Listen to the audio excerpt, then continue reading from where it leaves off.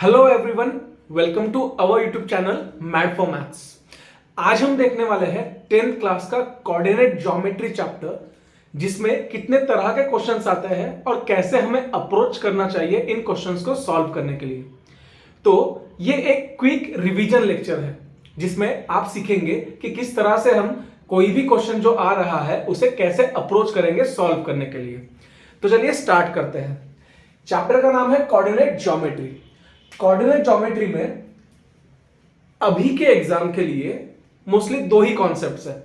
पहला है distance formula और दूसरा है सेक्शन फॉर्मूला। तो हम पहले समझते हैं दोनों फॉर्मूला के बीच का डिफरेंस क्या है। पहला है डिस्टेंस फॉर्मूला, और दूसरा है सेक्शन फॉर्मूला।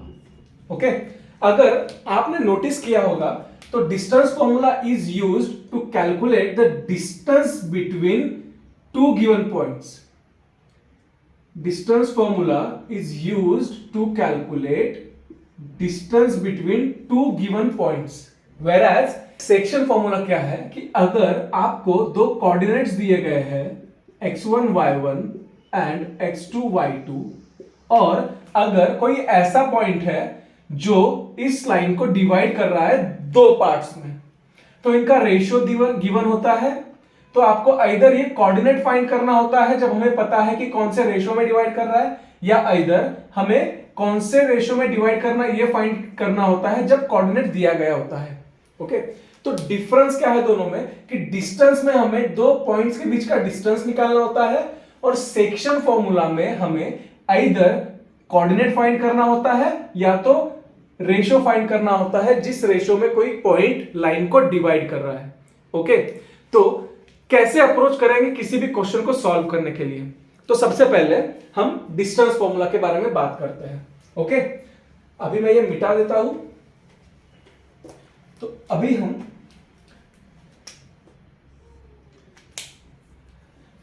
बात करेंगे डिस्टेंस फॉर्मूला के बारे में। डिस्टेंस फॉर्मूला में पहले एक बार हम फॉर्मूला लिख लेते हैं। What is the formula?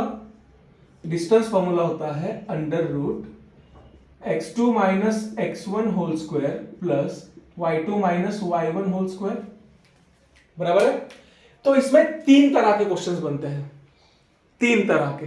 तो पहला टाइप है डायरेक्ट क्वेश्चन।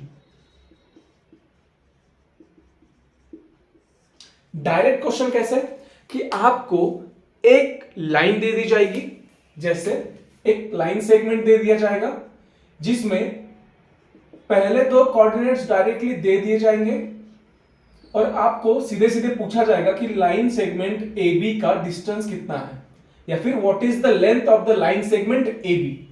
यह है पहला टाइप जिसमें डायरेक्ट क्वेश्चन आएगा। वैल्यूज विल बी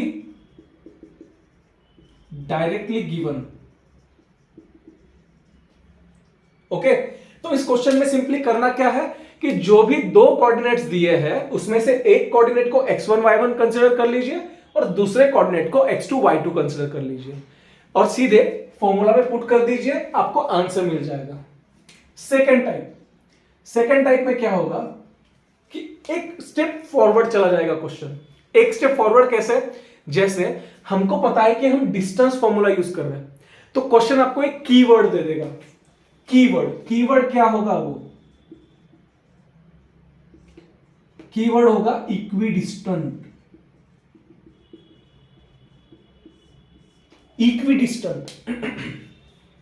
इक्विडिस्टेंस का मतलब होता है इक्वल डिस्टेंस। यानी क्वेश्चन कैसे बनेगा कि कोई तो एक पॉइंट है जिसके कोऑर्डिनेट्स है समझो x और y, और ये पॉइंट कोई दो अलग अलग पॉइंट से सेम डिस्टेंस पे है। Getting it? तो यहां पे किसी भी एक कोऑर्डिनेट को वेरिएबल लिख दिया जाएगा और दूसरे कोऑर्डिनेट की वैल्यू दे दी जाएगी। Getting it? तो जब भी इक्विडिस्टेंट वाला क्वेश्चन आएगा तब आपको सिंपली करना क्या है, इन दो कोऑर्डिनेट्स के बीच का डिस्टेंस निकालिए और इन दो कोऑर्डिनेट्स के बीच का डिस्टेंस निकालिए और दोनों को इक्वेट कर दीजिए। तो जो भी क्वेश्चन में पूछा होगा वो हमें अपने आप मिल जाएगा। ये क्वेश्चन आपकी एक्सरसाइज में दिया गया है। तो मैथ्स का टेक्स्ट बुक खोलिए और मैथ्स के टेक्स्ट बुक में इक्विडिस्टेंट वाला क्वेश्चन दिया गया है एक्सरसाइज के लास्ट 2-3 क्वेश्चंस में। तो जब आप क्वेश्चन खोल के देखेंगे तो इक्विडिस्टेंस में करना क्या है, हमको एक स्पेसिफिक पॉइंट दिया गया रहेगा और उस पॉइंट से 2 पॉइंट्स एग्जैक्ट डिस्टेंस पे होंगे। तो उस एग्जैक्ट डिस्टेंस को, उस इक्वल डिस्टेंस को उन्होंने कहा होगा एट अ इक्विडिस्टेंट। तो ये कीवर्ड हमारे दिमाग में फिट हो जाना चाहिए कि इक्विडिस्टेंस मतलब इक्वल डिस्टेंस, और जब भी डिस्टेंस की बात आ रही है तो हमको यूज करना है डिस्टेंस फॉर्मूला। Getting it? और थर्ड टाइप क्या होगा क्वेश्चंस का? क्वेश्चंस का थर्ड टाइप होगा related to polygon.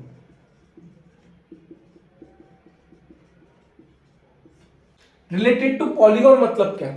Related to polygon मतलब आपको कोई भी 4 कोऑर्डिनेट्स दे दिए जाएंगे। For example, in a given quadrilateral vertices are A B C D. Okay, जैसे आपको कोई तो एक क्वाड्रिलेटरल दे दिया जाएगा जिसके 4 वर्टाइसेस दे दिए जाएंगे ए बी सी डी। तो कुछ भी वर्टाइसेस दे देंगे आपको, -1 3 -4 -5, ऐसे 4 वर्टाइसेस दे दिए जाएंगे और आपसे पूछा जाएगा कि आप प्रूव कीजिए कि ये जो भी वर्टाइसेस है ये स्क्वायर के वर्टाइसेस है, या ये रेक्टेंगल के वर्टाइसेस है, या ये पैरेललोग्राम के वर्टाइसेस है, या तो ये रोम्बस के वर्टाइसेस है। तो ऐसे हमको कोई ना कोई पॉलीगॉन प्रूव करने वाला क्वेश्चन पूछ लेंगे। ये क्वेश्चन जनरली 4 से लेके 3 या 4 मार्क का क्वेश्चन आएगा। इस पर जनरली 3 से लेके 4 मार्क तक का क्वेश्चन आता है। तो this becomes an important part. ये एक इंपॉर्टेंट कॉन्सेप्ट है, ये एक इंपॉर्टेंट क्वेश्चन है। अगर आप इसको समझ लेंगे तो आपके 4 मार्क फिक्स हो जाएंगे, आपके 4 मार्क कहीं भी नहीं गए, क्योंकि आपको सिंपल सिर्फ एक ही फॉर्मूला यूज करना है।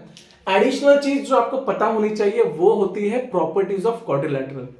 अगर आपको ये 3 चीजें समझ में आ गई, मैं एक बार फिर से रिपीट कर देता हूं। पहली चीज है डायरेक्ट क्वेश्चन आएगा। डायरेक्ट क्वेश्चन में आपको 2 कोऑर्डिनेट्स दे दिए जाएंगे और डायरेक्टली फॉर्मूला पूछ लिया जाएगा। सेकंड चीज, कीवर्ड दे देंगे इक्विडिस्टेंट, इक्वल डिस्टेंस, या फिर इक्विडिस्टेंस को भी हम लिख सकते हैं कि रेशियो बिटवीन 2 पॉइंट्स इज 1:1, या फिर 1:1। Getting it? यानी अगर एक स्ट्रेट लाइन है और कोई पॉइंट सेंटर में है तो दोनों के बीच में रेशियो 1:1 बनता है, यानी ये पॉइंट से ये पॉइंट और ये पॉइंट इक्वल डिस्टेंस पे है। तो हम इक्विडिस्टेंस के साथ में इक्वल रेशियो भी लिख सकते हैं, इक्वल रेशियो। Getting it? और थर्ड टाइप बनता है related to polygon. Related to polygon का मतलब क्या कि हमको पॉलीगॉन की प्रॉपर्टीज याद होनी चाहिए और हमको प्रूव करते आना चाहिए। अगर आपको ये तीनों चीजें समझ में आ गई है तो हम शॉर्ट में प्रॉपर्टीज ऑफ पॉलीगॉन डिस्कस कर लेते हैं। तो यहां पे हम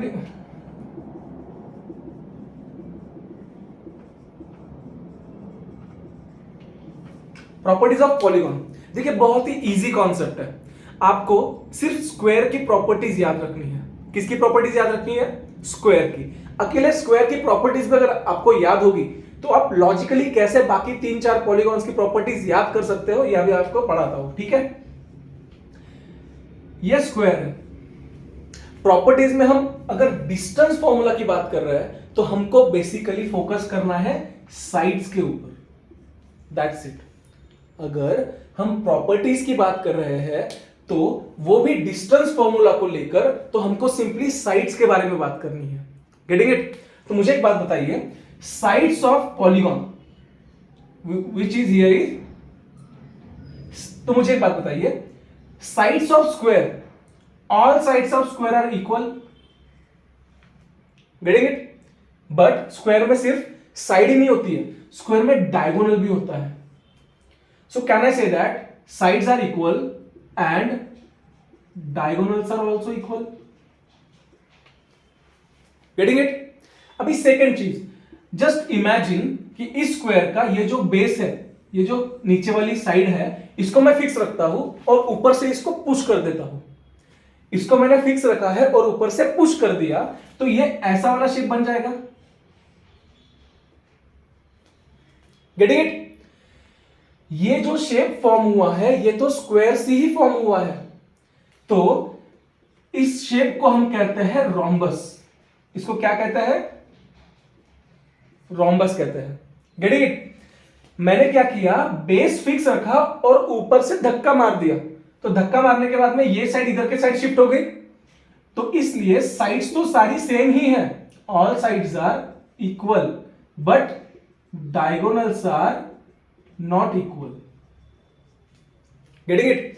यानी अगर मुझे ये जो वर्टाइसेस दिए हैं, इसके बीच का डिस्टेंस, इसके बीच का डिस्टेंस, इसके बीच का डिस्टेंस और इस बीच का डिस्टेंस, अगर ये चारों डिस्टेंस सेम आ रहे हैं तो मेरे पास दो पॉसिबिलिटी है। दो पॉसिबिलिटी क्या? या तो ये स्क्वायर हो सकता है या तो ये रोम्बस हो सकता है। तो मुझे आइडेंटिफाई करना पड़ेगा, मुझे दोनों में डिफरेंशिएट करना पड़ेगा। तो एडिशनली मुझे डायगोनल्स का भी लेंथ फाइंड करना पड़ेगा, दोनों डायगोनल्स का। तो देखिए रोम्बस में एक डायगोनल लंबा होता है, दूसरा डायगोनल उससे छोटा होता है, इसलिए मैंने लिखा कि diagonals are not equal. Getting it? अभी थर्ड चीज, अभी जस्ट इमेजिन कीजिए ये जो स्क्वायर है, ये जो स्क्वायर है, इसकी मैंने ये वाली साइड पकड़ी और इसको खींच दिया।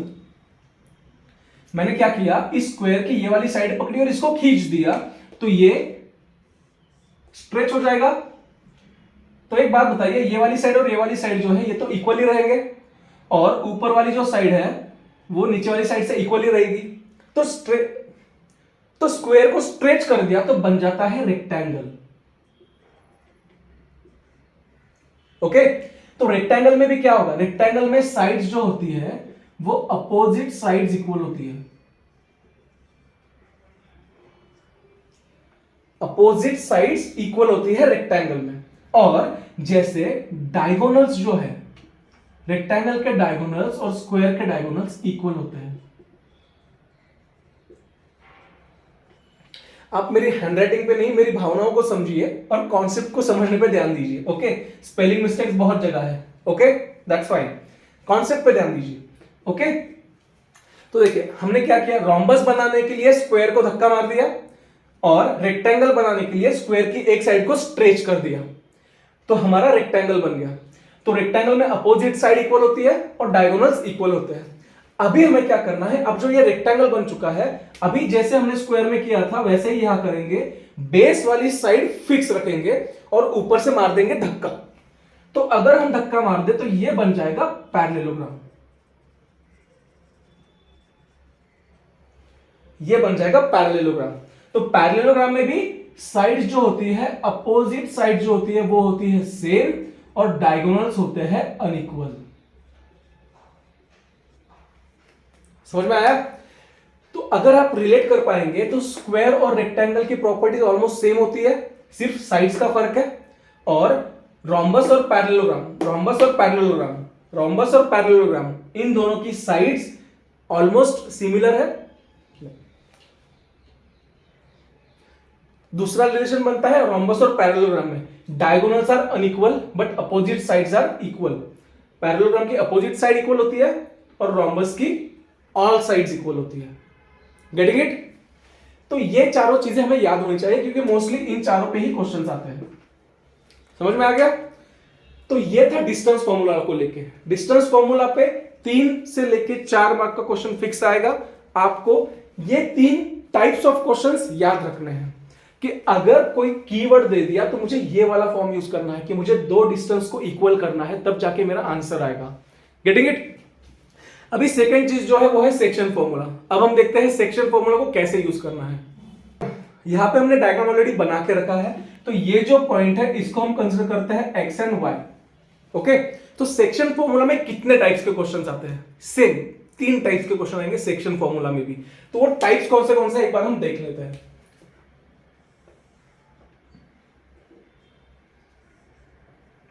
सबसे पहला टाइप है डायरेक्ट क्वेश्चन। डायरेक्ट क्वेश्चन से मेरा क्या मतलब है?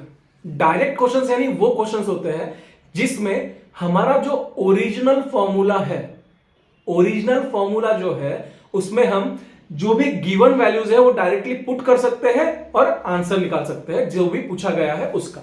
ओके? सो डायरेक्ट क्वेश्चन में जब भी डायरेक्ट क्वेश्चन आएगा तो हमें कौन सा फॉर्मूला यूज करना है? फिर formula to be used is for x coordinate it is m1 x2 plus m2 x1 upon m1 plus m2 and for y coordinate it is m1 y2 plus m2 y1 upon m1 plus m2। ये जो हमें basic formula दिया गया है यही formula directly use करना है। Getting it? Second चीज क्या है,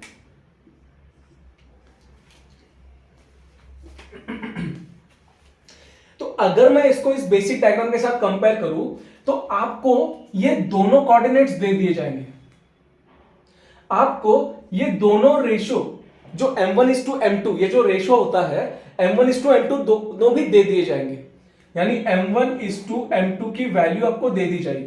जब ये और ये तीनों भी गिवन है और जब हमको एक्सक्लूसिवली x और y कोऑर्डिनेट पूछ रहा है तो x कोऑर्डिनेट का फॉर्मूला होता है m1x2 m2x1 divided by m1 plus m2 और y कोऑर्डिनेट का फॉर्मूला होता है m1y2 plus m2y1 divided by m1 plus m2।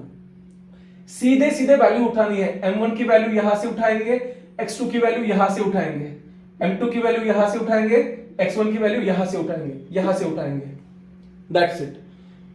Put the value, get the answer, that's it. अभी सेकंड चीज क्या होगी कि हर बार तो ये हमको कोऑर्डिनेट नहीं पूछेंगे, इस डायरेक्ट क्वेश्चन को मैं ऐसे भी लिख सकता हूं कि जब क्वेश्चन एक्सक्लूसिवली कोऑर्डिनेट निकालने के लिए पूछ रहा है, क्या निकालने के लिए पूछ रहा है? कोऑर्डिनेट निकालने के लिए, टू फाइंड कोऑर्डिनेट। अगर क्वेश्चन मुझे एक्सक्लूसिवली कोऑर्डिनेट फाइंड करने के लिए बोल रहा है तो मैं यही फॉर्मूला यूज करूंगा। ओके, अभी सेकंड टाइप क्या बन जाता है? सेकंड टाइप में क्वेश्चन हमको एक्सक्लूसिवली क्या पूछेगा? Find the ratio.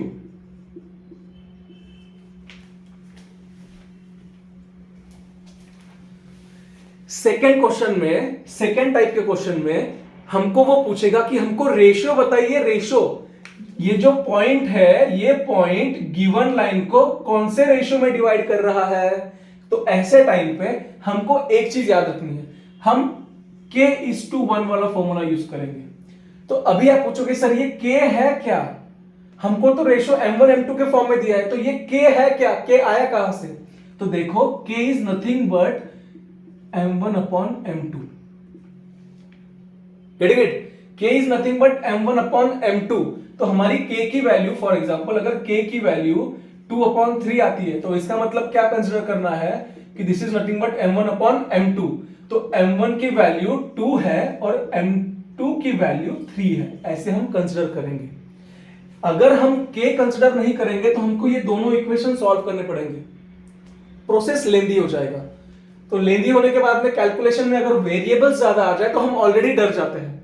एक तो पहले ही हमको वेरिएबल से डर लगता है और उसमें भी अगर एक से ज्यादा वेरिएबल आ जाए तो हमारा डर बढ़ जाता है। तो इसलिए कोशिश करेंगे कि हम एक वेरिएबल कम कर दें। तो अगर हम एक वेरिएबल कम कर दें तो जब भी क्वेश्चन पूछेगा कि रेशियो फाइंड करो, क्या है रेशियो, तो हम ये वाला फॉर्मूला यूज करेंगे। For x coordinate kx2 plus x1 upon k+1 और y कोऑर्डिनेट के लिए ky2 plus y1 upon k+1। देखिए कितना इजी हो गया फॉर्मूला। यहां पे सिर्फ एक ही वेरिएबल आ रहा है, हमको सिर्फ एक ही वेरिएबल कैलकुलेट करना है। तो देखिए जब भी ऐसा क्वेश्चन आएगा हमको मोस्टली ये वाला कोऑर्डिनेट दिया गया रहेगा, ये वाला कोऑर्डिनेट, ये वाला कोऑर्डिनेट। जब सारे कोऑर्डिनेट पॉइंट्स दिए गए हैं तब हम ये फॉर्मूला यूज करेंगे। Getting it? तो जब भी हम ये फॉर्मूला यूज कर रहे हैं हमको x की वैल्यू पुट करनी है, x2 की पुट करनी है, x1 की पुट करनी है, x की वैल्यू पुट करनी है, x2 की पुट करनी है, x1 की करनी है। जब तीनों कोऑर्डिनेट्स दिए गए हमको ये तीनों पॉइंट मिल जाएंगे और जब हम ये सारी वैल्यूज पुट कर देंगे तो सिंपली इस डिनोमिनेटर को इधर जाके मल्टीप्लाई करना है तो हमारा क्वेश्चन कन्वर्ट हो जाएगा लीनियर वेरिएबल में, linear equation in one variable वाला। Getting it? तो इसको सिंप्लीफाई करना है, जो भी k की वैल्यू आएगी उसको m1/m2 से इक्वल टू कर देना है। ये बनेगा हमारा सेकेंड टाइप का क्वेश्चन। Getting it? और इसमें आता है अभी थर्ड टाइप का क्वेश्चन। थर्ड टाइप का क्वेश्चन क्या होगा? तो थर्ड टाइप का क्वेश्चन होगा mid point formula. Mid point दे दिया जाएगा या फिर थोड़ा सा लॉजिक हमें यूज करना पड़ेगा कि मिड पॉइंट फॉर्मूला मतलब क्या। जैसे m1:m2 इक्वल्स टू 1:1 होगा, तो वो होता है मिड पॉइंट फॉर्मूला। और mid point formula is the easiest formula in the syllabus. ये होता है x1 plus x2 upon 2 for x coordinate and y coordinate it is y1 plus y2 upon 2। इस तरह से दे दिया जाएगा। ओके, अभी आप सोचोगे कि सर आपने वैरायटीज तो बता दी है कि क्वेश्चंस के कितने वैरायटीज आ सकते हैं, लेकिन इनको अप्लाई कैसे किया जाए। तो आपके लिए एक छोटा सा होमवर्क है। अभी आप आपका टेक्स्ट बुक उठाइए और जाइए एक्सरसाइज पे। आपके चैप्टर का जो पहला एक्सरसाइज है that is for distance formula, और नेक्स्ट जो एक्सरसाइज है that is for section formula. Chapter open कीजिए, एक्सरसाइज खोलिए, एक्सरसाइज में क्वेश्चन पढ़िए पहला और ट्राई टू रिलेट इट। अगर क्वेश्चन में मेंशन कर दिया गया है मिड पॉइंट है तो हमको ये वाला फॉर्मूला यूज करना है। अगर क्वेश्चन पूछ रहा है कि सेक्शन फॉर्मूला, अगर क्वेश्चन पूछ रहा है कि रेशियो फाइंड कीजिए तो हमको ये वाला फॉर्मूला यूज करना है। और अगर क्वेश्चन पूछ रहा है कि डायरेक्टली कोऑर्डिनेट्स फाइंड कीजिए तो हमको ये वाला फॉर्मूला यूज करना है। ओके, इसके क्वेश्चंस अगले वीडियो में आ जाएंगे। एक एग्जांपल हम सॉल्व करेंगे इनके, तो आपको और ज्यादा क्लियर हो जाएगा। Getting it? लेकिन यहां पे एक और पॉइंट है, एक इंपॉर्टेंट पॉइंट जो हमको याद रखना है। ओके, कभी कभी क्वेश्चन क्या बोल देता है कि line is bisected. This is a keyword, bisect is a keyword for mid point. Bisect is a keyword for mid point. Getting it? अगर बाइसेक्ट दे दिया तो इसका मतलब क्या है कि जो भी मेरी एक स्ट्रेट लाइन है उसके दो टुकड़े हो रहे हैं जो इक्वल है एक दूसरे से। तो जब भी दो पार्ट्स इक्वल होते हैं उनका रेशियो हमेशा 1:1 होता है। Getting it? ये बहुत ही कॉमन सवाल है। अभी क्या वैरायटी आ रही है कि ट्राइसेक्ट कर रहा है। क्या कर रहा है? ट्राइसेक्ट कर रहा है। तो ट्राइसेक्ट का मतलब क्या है? 3 इक्वल पार्ट्स। बाइसेक्ट मतलब 2 इक्वल पार्ट्स, ट्राइसेक्ट मतलब 3 equal parts. Getting it? Trisect मतलब व्हाट? 3 equal parts. तो जब भी क्वेश्चन किसी लाइन का 3 इक्वल पार्ट कर रहा है, 1 2 3, तो मुझे बताइए ये 1:1 हो जाएगा। गेटिंग इट और नॉट? तो हम डायरेक्टली दो coordinates at a time find नहीं कर सकते, हमको इन दोनों में से कोई तो एक पॉइंट चूज करना पड़ेगा। तो अगर मुझे ये एंड पॉइंट्स के कोऑर्डिनेट्स दे चुके हैं, अगर मुझे एंड पॉइंट्स के कोऑर्डिनेट्स दे चुके हैं तो हमको क्या करना है? कोई भी दोनों में से एक कोऑर्डिनेट सिलेक्ट करना है। मैं एग्जांपल ये सिलेक्ट कर रहा हूं, तो ये यहां से कितना दूर है? 2 पार्ट्स दूर है, 1 + 1 2, और ये यहां से कितना दूर है? 1 पार्ट दूर है। तो देखिए मुझे रेशियो मिल गया, मुझे कोऑर्डिनेट्स पता है, तो सिंपली मुझे ये वाला फॉर्मूला यूज करना है। और जब मुझे इसके कोऑर्डिनेट्स मिल जाएंगे तो देखो इन दोनों पॉइंट्स में, this point and this point, इसमें 1:1 का गैप है या फिर 1:1 का रेशियो है। तो जब भी 1:1 का रेशियो होता है मुझे मिड पॉइंट फॉर्मूला यूज करना होता है। समझ में आ रहा है? तो इस तरह से हमको क्वेश्चंस को अप्रोच करना है। नेक्स्ट वीडियो में हम देखेंगे कि कैसे इनके क्वेश्चंस हम सॉल्व कर सकते हैं यूजिंग दिस क्राइटेरिया और using this technique. Getting it? So आज के लिए इतना ही। नेक्स्ट वीडियो में मिलते हैं जहां पे हम क्वेश्चन सॉल्व करेंगे कि कैसे आइडेंटिफाई कर सकते हैं। Okay, so bye bye, take care, see you.